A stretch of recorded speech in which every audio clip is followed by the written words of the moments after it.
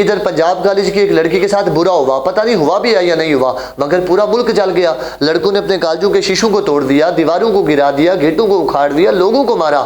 میں نے کہا کیا ہوا؟ کہنے لگے اپنی بہن کے لیے ان کی غیرت جاگ گئی۔ میں نے کہا یہ غیرت اس وقت کدھر تھی جب کشمیر کی بچیوں کی عزتیں لوٹیں، جس وقت برما کی بچیوں کے کباب بنا کر کے لوگوں نے کھا دیے، جس وقت فلسطین کے اوپر بم مار کے بچیوں کو بھون دیا گیا، اس وقت ان کی غیرت کیوں نہیں جاگی؟ کہتے ہیں جی اپنے ملک کی بچی کے لیے غیرت جاگی ہے۔ میں نے کہا پھر یہ غیرت جاگی بھی تو شرم ہے، کیسی جاگی کہ اپنے ملک کی تنصیبات کو آگ لگا دی، اپنے کالجوں کے شیشوں کو توڑ دیا، اپنے کالجوں کی دیواروں کو گرا دیا، اپنے لوگوں کو مار دیا، یہ غیرت جاگی؟ میں نے کہا یہ تعلیم تمہیں دیتی ہے، یہ کیسی تعلیم ہے تمہاری؟ وہ اقبال نے بات کی تھی نا، اللہ سے کرے دور تو تعلیم بھی فتنہ، املاک بھی، اولاد بھی، جاگیر بھی فتنہ، اور نہ حق کے لیے اٹھے تو شمشیر بھی فتنہ، شمشیر کیا نعرہ تکبیر بھی فتنہ۔ میں نے کہا اس تعلیم کا کیا فائدہ جو فطرے میں بل لوگوں کو بھی ڈال دے؟ اگر تمہاری یہ غیرت جاگتی تو یہ جاگنی چاہیے تھی فلسطین کی بچیوں کے لیے۔ پھر آج جو لوگ 11ویں کھاتے ہیں نا، ان کو بھی میں یہ پیغام دینا چاہتا ہوں کہ صرف 11ویں نہ کھاؤ، غوث اعظم رحمۃ اللہ تعالی علیہ سے اپنی غیرت بھی لو ایمان کی، اور وہ غیرت یہ ہے، صلاح الدین ایوبی کے والد ان کو پکڑ کر کے غوث اعظم کے پاس لے کر کے آئے نا، تو آ کر کے ان سے عرض کرنے لگے میرے بیٹے کے حق میں دعا فرما دیں، یہ اسلام کا عظیم مجاہد بن جائے۔ پتہ ہے غوث اعظم رحمۃ اللہ تعالی علیہ نے دعا فرمائی صلاح الدین ایوبی کے لیے، اللہ رب العزت نے اس دعا کا صدقہ صلاح الدین ایوبی کے ہاتھ پر بیت المقدس کو فتح فرما دیا۔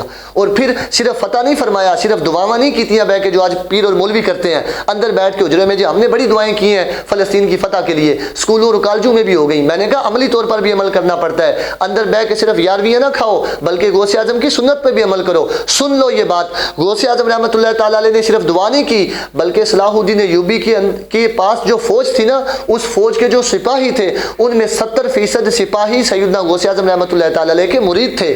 ہمارے پیروں نے کیا کیا، مولوی نے کیا کیا، آج اسکولوں اور کالجوں نے کیا کیا؟ مجاہد دینے کے بجائے انہوں نے اپنے جناب نذرانے لیے، اپنے آستانے چمکائے، اپنے ذکر ان سے جاری کروائے، مگر دین کا کام نہیں لیا۔ یہ تم نے دین پر پہرا دیا، تم غوث اعظم کے نام پہ 11ویں کھاتے ہو، کم از کم اس بات پر یہ عمل کر لو۔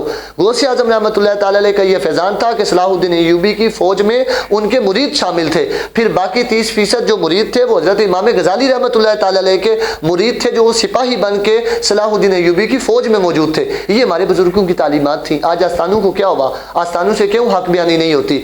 غوث اعظم رحمۃ اللہ تعالی علیہ کی شان یہ تھی کہ جس وقت گورنر نے خلاف شرع قانون بنا دیا تو غوث اعظم رحمۃ اللہ تعالی علیہ خود گورنر کے خلاف تلوار لے کر کے نکل آئے، فرمایا سن، یا تو وقت کا گورنر نہیں رہ سکتا تو یہاں یہ قانون نہیں رہ سکتا، اگر تو نے یہ قانون نہ بدلا تو میں عبد القادر جیلانی تجھے گورنر ہونے سے تبدیل کر دوں گا۔ میں نے کہا یہ حق بیانی ہے، ایسے ہونا چاہیے پیر کو، ایسے ہونا چاہیے صوفی کو، ایسے ہونا چاہیے مولوی کو۔ مگر آج لوگ صوفی کی تعریف یہ کرتے ہیں، صوفی تو وہ ہوتا ہے جو کسی کو کچھ نہیں کہتا۔ ہاں بے شک مسجدوں کے سپیکر اتر جائیں، ختم نبوت پر حملہ ہو جائے، سرکار کے خلاف لوگ گستاخیاں کرتے رہیں، شریعت پر حملے ہوتے رہیں، مگر نہیں پیر اور صوفی اس کو کہتے ہیں جو کسی کو کچھ نہیں کہتا۔